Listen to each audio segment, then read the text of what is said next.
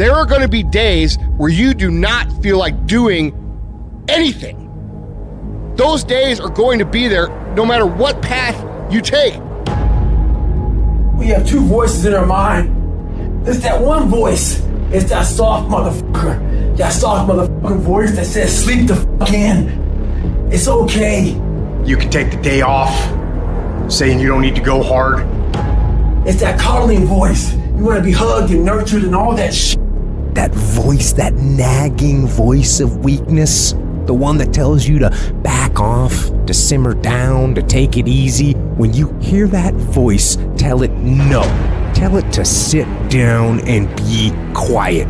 Suppress that voice. You've got another voice in your head that's asking you a question. It's asking you, what could you be? What could you be? What could you be if you worked as hard as you could? What could you be if you imposed real discipline in your life? What could you be? Because that pain that you are feeling is the test. This is a test. This is the day I'm going to find out if my goals really are my goals. Michael Jordan, they call it the flu game. He still scored more than the average dude with the flu.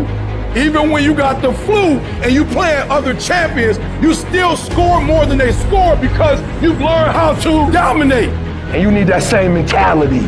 I'm talking about looking yourself in the mirror, looking yourself in the eye, and saying, I'm gonna fucking dominate today better than any other day. Learn how to get excited when that feeling creeps in of, I don't wanna do it. And when those test days become something that you live for, something you look forward to, now you're talking about a whole different level of mindset. You're talking about an unstoppable force of nature that cannot be f***ed with. Mental toughness is the ability to resist, to manage, overcome doubt, overcome worries, overcome concerns, overcome circumstances that prevent most people from succeeding or performing under pressure. Every human being that is not successful versus every human being that's successful, the only difference between them is mental toughness. One group, when they come up against trials and tribulations, they shrink.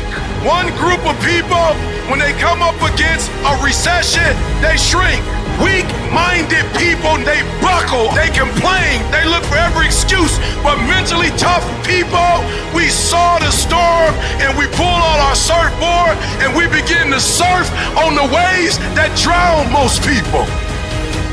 You have to understand that your greatest commodity, not your shoes, not your car, not your clothes, it's your mind. Your mind is the most important thing you have, and you gotta control it.